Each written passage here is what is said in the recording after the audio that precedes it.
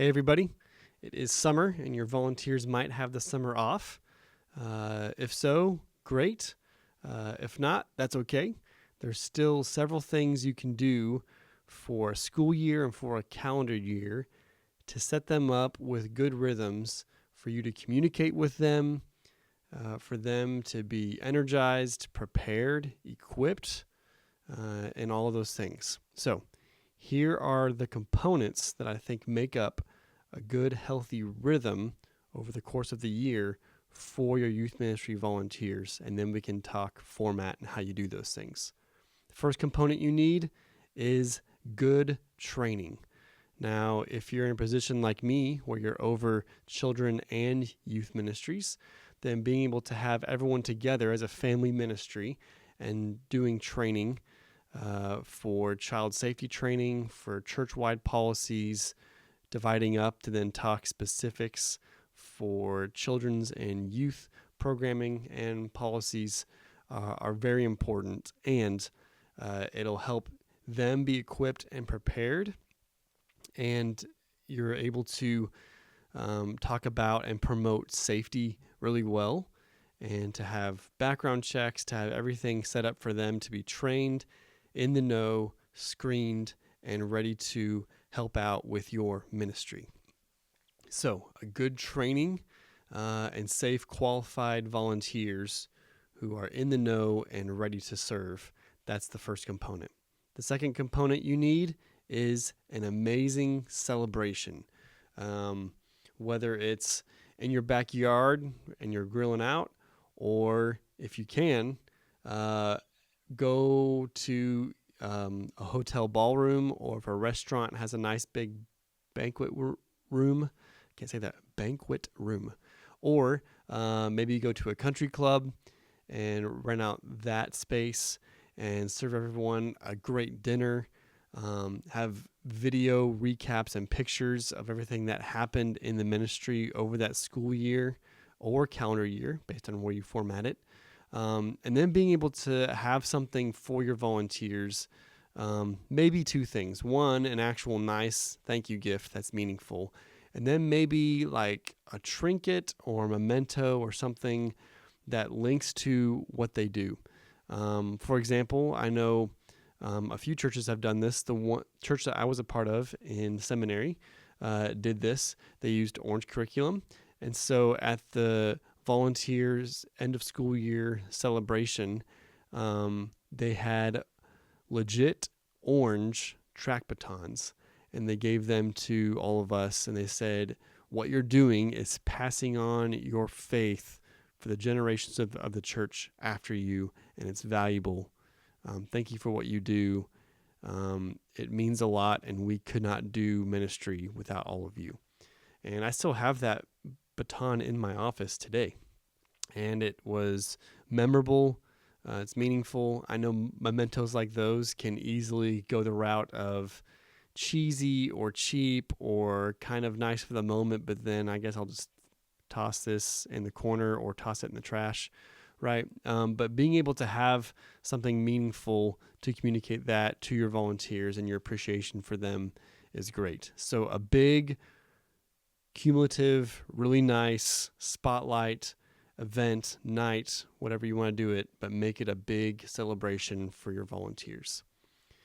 A third component is regular or at least once a semester casual hangouts.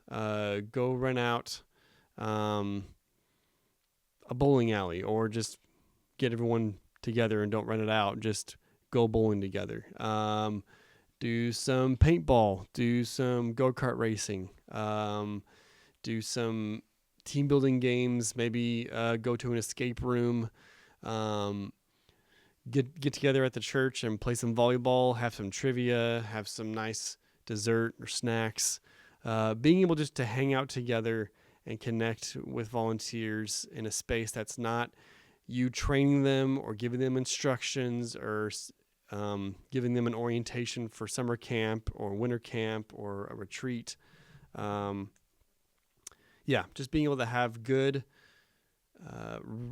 spaces to casually but intentionally connect with your volunteers, have them be able to connect to one another. And the final component is some type of regular update or meeting with them. So having a prayer chain, following up with them individually.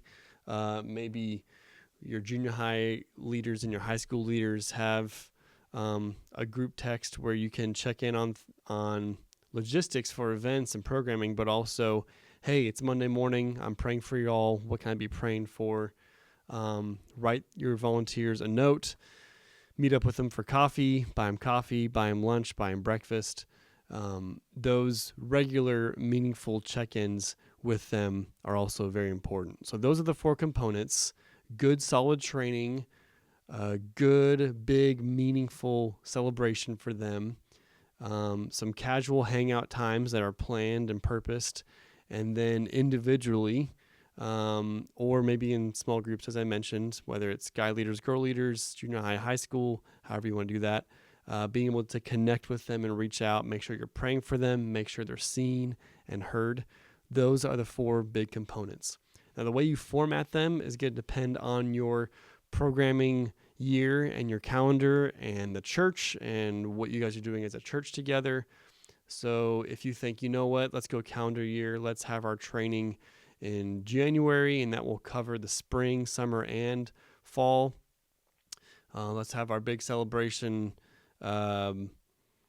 either before Christmas or right after Christmas, right after New Year's. People aren't back to school yet. Maybe they have some time off work. We can celebrate them, and we'll do the casual hangouts spring, summer, and fall.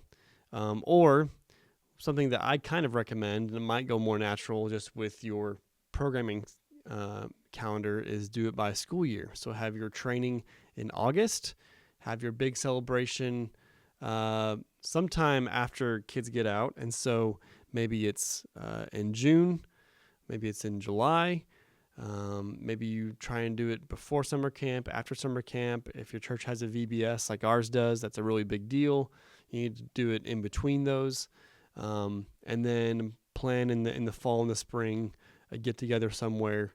And then of course your weekly rhythms of kind of check in with your volunteers. So those are some components, and then the format of timing can establish good, healthy rhythms for you to empower, equip, and encourage your volunteers as they help you do a lot of incredible and needed frontline ministry for your students. Well, that does it for today's podcast episode. Thanks so much for tuning in. If you haven't already, please like this video and subscribe to this YouTube channel so you can have a heads up about when we have new content. Also, if you ever listen to podcasts in the car or somewhere else, please follow us on your podcast player of choice. We are on every single one of them. If you haven't already, please check out our website, youthministrymaverick.com. There you can see a comprehensive list of our guests, their bio information, a list of ministries that can help you in your own ministry, some articles I've written, and a store where you can get some podcast merchandise. Also, we have a big ask. If you would go and leave us a review on Apple Podcasts, not just a rating, but a review, take a screenshot of it and send it to me on social media. And in return, I will write you a thank you card and send you some podcast merchandise that you can't buy on the store. Well, that does it. We'll catch you next time. Adios.